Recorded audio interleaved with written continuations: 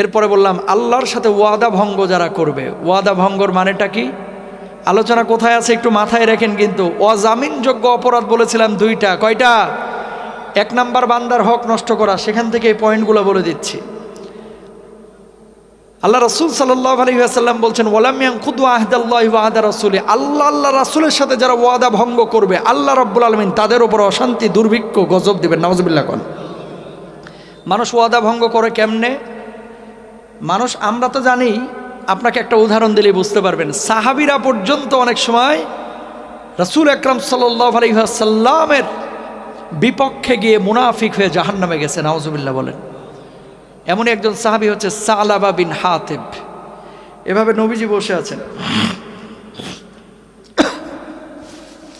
নবীজি বসে আছেন, সাহাবী এসে বলতেছেন ওগো নবীজি একটু আল্লাহর কাছে দোয়া করে দেন না। কয় কি দোয়া করব? কয় আল্লাহ যেন আমার ধনী বানায় দেয়। কি বানায় দেয়? ধনী। কয় কেন, আমার জীবন কি তোমার পছন্দ হয় না? কয় আল্লাহ নবী পছন্দ হয়, তারপরে আমি শিল্পপতি হতে চাই, টাকাওয়ালা হতে চাই, পয়সাওয়ালা হতে চাই। আর যদি আল্লাহ আমারে পয়সা দেয় আমি দুনিয়ায় শুধু আল্লাহর জন্য কাজ করব, দিনের জন্য কাজ করব। এলাকায় কিছু গরিব মানুষ আছে যারা আল্লাহর কাছে এই ওয়াদা করে, আল্লাহ 2 কোটি টাকার মালিক বানায় দাও, দেখো না কয়টা মসজিদ বানাই। কথা বলেন না কেন? 13 বছর 14 বছর বাচ্চা হয় না, আল্লাহরে বলো আল্লাহ কোনো মতে একটা ছেলে দাও, আল্লাহ কোরআনের হাফেজ বানাম। ও কথা কয় না দেখি। পরপর 3টা মেয়ে হয়েছে, কয় আল্লাহ একটা ছেলে দাও, আল্লাহ একটা, দেখো না আমি কি করি। আল্লাহ বড় আলেম বানাবো। বিশ্বাস করেন পরে মক্তবের বারান্দাতেও পাঠায় না। কথা কন না কেন? আমার পরিচিত, আমার রাজশাহীতে এক লোক, আমি আপনার ভারতে মাহফিল করি প্রতি বছর মার্চে। আমি ভারত যাচ্ছি 2006 সালে। তো ওই মহিলা আমার আইসা হাতটা ধরতে বাকি, খালি কয় হুজুর বিয়ে হওয়া হইলো 12.5 বছর, এখনো বাচ্চা আল্লাহ দিল না। আপনি তো মুসাফির মানুষ, ভারতে যাবেন, একটু দোয়া করেন যাইতে যাইতে আল্লাহ যেন আমার একটা বাচ্চা দেয়, ছেলে হোক মেয়ে হোক। হুজুর আল্লাহকে হাজির নাজির যাই না বলতেছি, শপথ করে বলতেছি, একটা বাচ্চা যদি আল্লাহ আমারে দেয় আমি এটারে আলেমা বানাবো, আলেম বানাবো, হাফেজ বানাবো, মাদ্রাসায় পড়াবো, চেষ্টাটা করব। ঠিক 2 বছর পরে মেয়েটার পেটের বাচ্চা আসলো, আলহামদুলিল্লাহ। বিশ্বাস করেন আকিকাটা পর্যন্ত 2-3 বছর ঠিক মতো দেয় নাই। মাদ্রাসায় পড়ানো তো দূরের কথা, এখন হ্যারে বানাইছে মমতাজের মতো। নাউজুবিল্লাহ কন। গাদ্দারি করলো কার সাথে? আরো জোরে কন। আল্লাহর সাথে। সালাবা বিন হাতিব নবীজির কাছে এসে বলছে আল্লাহ নবী একটু দোয়া করে দেন না। কারণ হ্যাঁ জানে আল্লাহ নবী দোয়া করলে বন্দুকের গুলি মিস হবে, কিন্তু নবীজির দোয়া মিস হবে। নবীজি বলছে আচ্ছা তোমার জন্য দোয়া করতে হবে, ঠিক আছে। প্রথম দিন বললো যে সামনে থেকে চলে যাও, চলে গেল। দ্বিতীয় দিন কয় সরো আমার সামনে থেকে, চলে গেল। তৃতীয় দিন এবার আইছে নবীজি আল্লাহরে বলছে আল্লাহ ওরা ধনী বানায় দাও, সাথে সাথে দোয়া কবুল। সুবহানাল্লাহ। দোয়া যখন কবুল হয়ে গেছে, এবার উঠে বাচ্চা একটা দেয় না, বাচ্চা দেয় 2টা, ছাগলে বাচ্চা একটা দেয় না, বাচ্চা দেয় 2টা। 1 বছরের মধ্যে এত সম্পদ আল্লাহ রাব্বুল আলামিন বাড়ায়া দিলেন। মদিনার বুকে সম্পদ রাখার জায়গা নাই, সম্পদ রাখার জায়গা নাই। যখন সম্পদ ছিল না 5 ওয়াক্ত নামাজ মসজিদে নববীতে এসে পড়তো, জুমার নামাজে বিশ্বনবীর সামনে এসে বসে থাকতো। এখন সম্পদ বেড়ে গেছে, এত সম্পদ বাড়লো, মদিনার বুকে আর জায়গা নাই তার সম্পদ রাখার জন্য।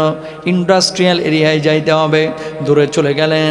যাওয়ার পরে এখন এই উটের খামার করলেন, ছাগলের খামার করলেন। অনেক দিন হয়ে গেল, নবীজি ওই সাহাবীকে আর দেখতে পায় না। নবীজি বললেন ও সাহাবীরা, সালাবা কই, সালাবা বিন হাতিবকে কেন আমি দেখি না? সাহাবীরা জবাব দিলেন ইয়া রাসূলুল্লাহ, ওগো নবীজি আপনার সাহাবী এখন অনেক বড় শিল্পপতি হয়ে গেছে, ধনী হয়ে গেছে, সম্পদ এত বাড়িয়ে দিয়েছে যে সম্পদ মদিনার বুকে রাখার জায়গা নাই, এই জন্য দূরে চলে গেছে। আগে 5 ওয়াক্ত নামাজ মসজিদে নববীতে এসে পড়তো, এখন 5 ওয়াক্ত নামাজ তো পড়ার তার সময় নাই, 5 ওয়াক্ত নামাজে আসে না, আবার জুমার নামাজেও আসে না।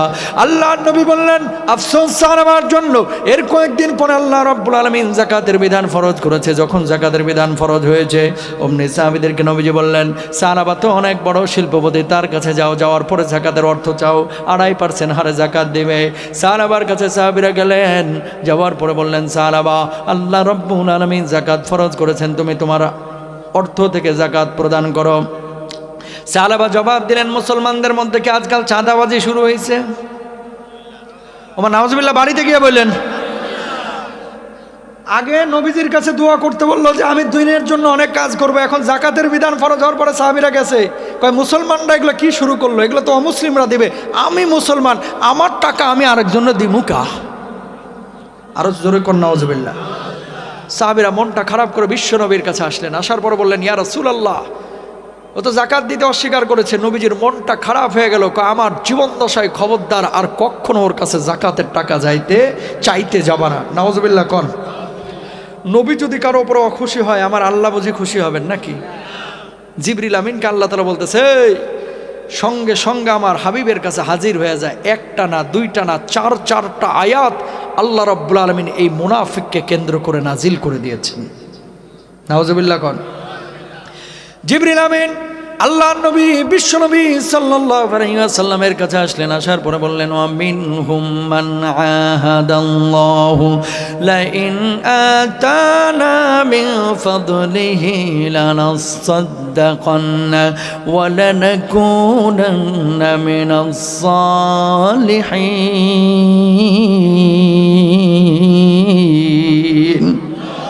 দুনিয়ার জিন্দগিতে এমন কিছু মানুষ আছে যারা আল্লাহর সাথে ওয়াদা ভঙ্গ করে।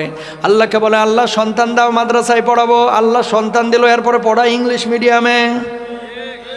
আল্লাহকে বলে, আল্লাহ আমেরিকায় যদি গ্রিন কার্ড পায়, এলাকায় একটা মসজিদ বানায় দেব। খাল্লি বাল্লি আল্লাহরে তখন বুড়ি আঙ্গুলি দেখায়, কিসের মসজিদ বানানো, বরং চোখানা আমোদ ফুর্তি করে।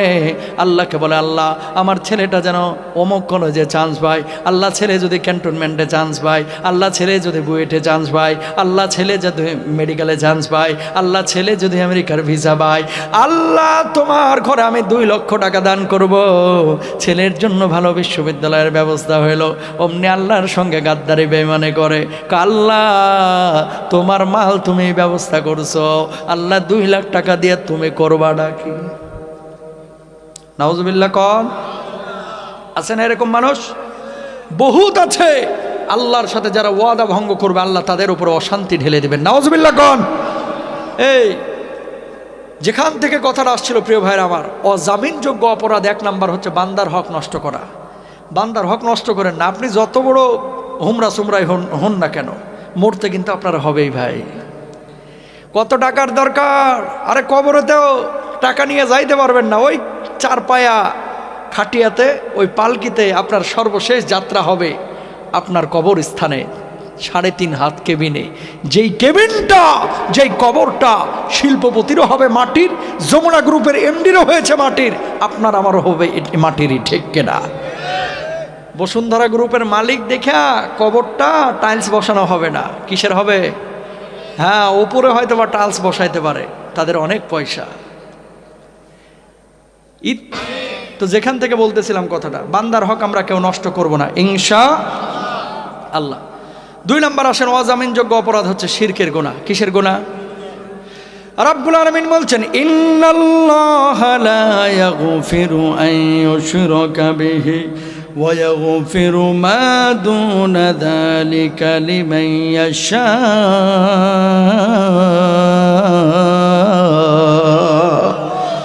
আল্লাহ রাব্বুল আলামিন শিরকের গুনাহ ক্ষমা করবে না। কিয়ামতের ময়দানে 1 শ্রেণীর মানুষ উঠবে আল্লাহর আদালতে। এই মানুষগুলো হাস্যোজ্জ্বল চেহারা নিয়ে উঠবে। খুব মনোযোগ দিয়ে শুনেন, এই মানুষগুলো নামাজ পড়েছে, রোজা করেছে, হজ করেছে, যাকাত দিয়েছে, আবার শিরকও করেছে। এই মানুষগুলো চিন্তা করবে, নামাজ রোজা তো করেছে, আজকে জান্নাতে আমি যাব। আল্লাহ রাব্বুল আলামিন ফেরেশতাদেরকে বলবেন, ও ফেরেশতা এদের আমলগুলো চেক করো। ফেরেশতারা তখন বলবে, আল্লাহ এই মানুষগুলো নামাজ পড়েছে, রোজা করেছে, হজ করেছে, আবার শিরকও করেছে, আল্লাহ আমরা কি করব? আল্লাহ রাব্বুল আলামিন তখন বলবে, এদেরকে জাহান্নামে নিক্ষেপ করো। মানুষগুলো তখন বলবে, আল্লাহ কি এমন অপরাধ করেছিলাম যার জন্য আপনি জাহান্নামের ফয়সালা করলেন? আল্লাহ বলবে, লা ইন আশরাকতা লা ইয়াহবাতান্না আমালুকা ওয়া লা তাকুনান্না মিনাল খাসিরিন। তুই যে শিরিক করেছিলি, শিরকের কারণে আমি আল্লাহ রাব্বুল আলামিন তোর একটা নামাজও কবুল করি নাই, একটা রোজাও কবুল করি নাই, একটা হজ্জও কবুল করে নাই, সমস্ত আমলগুলো নষ্ট হয়ে গেছে। নাউজুবিল্লাহ কন। শিরিক 2 ধরনের। কয় ধরনের? জোরে বলেন। অজামিনযোগ্য অপরাধের কথা বলছি ভাই, যেটা আল্লাহ ক্ষমা করবে না। এ অপরাধ 1 নাম্বার বান্দার হক নষ্ট, 2 নাম্বার হচ্ছে এই শিরিক করা। শিরিক 2 ধরনের, শিরকে জালি, শিরকে খাফি। একটা হচ্ছে বড় শিরিক, আর একটা হচ্ছে ছোট শিরিক। বড় শিরিক কোনটা? হিন্দুরা মূর্তি পূজা করে, এটা তাদের বিষয়। খেয়াল করেন, হিন্দুরা মূর্তি পূজা করে, এটা কিসের বিষয়? তাদের বিষয়। হিন্দুরা করে মূর্তির পূজা, আর বাংলাদেশে কিছু মানুষ আছে করে বাবার পূজা। কথা কন না কেন? কুমিল্লায় আছে না নাই? নামাজ রোজার খবর নাই, কয় হুজুর নামাজ পড়ি না, কি হয়েছে? ইমান ঠিকই তাজা আছে, টাটকা শয়তান। নামাজ না পড়লে ইমান তাজা থাকে না? থাকে না। আবার গানও বলতেছে, কয় কিরামান কাতিবিন রোজ হাশরের দিন আল্লাহর দরবারে যদি করে অভিযোগ, আমি বলবো দুনিয়ায় ছিলাম খাজা বাবার লোক। খালি কইয়া দেখিস। নাউজুবিল্লাহ কন না। তোমার বাবাই জান্নাতে গেছে, তোমার গ্যারান্টি দিল কেডা? এই তাকান, আম্মা জান আয়েশা নবীজির পাশে বসে আছে। আল্লাহর নবী, আমি আপনার কে? কয় তুমি আমার স্ত্রী। কয় ফাতেমা আপনার কে? কয় ফাতেমা আমার মেয়ে। কয় নবীজি আমি আপনার স্ত্রী, আপনার ফাতেমা আপনার মেয়ে। ফাতেমা আয়েশা কি কিয়ামতে কোনো ফ্যাসিলিটি পাবে না নবীর স্ত্রী হিসেবে? নবীজি জবাব দিলেন, আয়েশা তুমি যদি তোমার আমল নিয়ে কবরে যাও, ফাতেমা যদি তার আমল নিয়ে কবরে যায়, এই নবী কিয়ামতে তাদের জন্য সুপারিশ করবে। ফাতেমাকে চিনবে, আয়েশাকে চিনবে। আমলহীন কবরে গেলে এই নবী আয়েশাকেও চিনবে না, ফাতেমাকেও চিনবে না। আল্লাহু আকবার। আর আমরা কি করি? এক জায়গায় মুরিদ হওয়ার পরে এই হক্কানি পীরের কাছে অবশ্যই যাবেন, অবশ্যই যাবেন, যার কাছে গেলে কোরআন হাদিস শেখা যায়।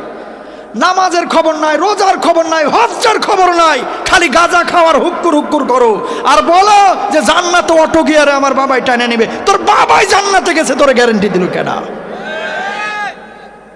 বিশ্বাস করা যাবে? কথাগুলো একটু বললাম আক্রমণাত্মকভাবে, মাইন্ড করেন না। কয়েকদিন আগে কুষ্টিয়ার এক ভদ্রলোককে দেখলাম ইউটিউবে, গাঁজা বলে কোনো শব্দ নাই, সব সিদ্ধি পাতা।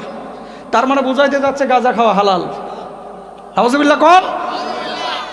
এগুলো করা যাবে? দেখেন কোরআনের দলিল নেন। আমি কিন্তু প্রত্যেকটা কথায় কিন্তু দলিল দেওয়ার চেষ্টা করতেছি। কোরআন আল্লাহ তাআলা কি বলতেছে? রব্বুল আলামিন বলছেন, ইয়াউমা লা ইয়ানফাউ মালুন ওয়ালা বানুন, কেউ কারো কোনো উপকার আসবে না কিয়ামতের দিন। ইয়াউমা ইয়াফিরুল মারউ মিন আখিহি ওয়া উম্মিহি ওয়া আবিহি ওয়া সাহিবাতিহি ওয়া বানিহি লিকুল্লি ইমরিইম মিনহুম ইয়াউমা ইযিন শাআনুন ইউগনি।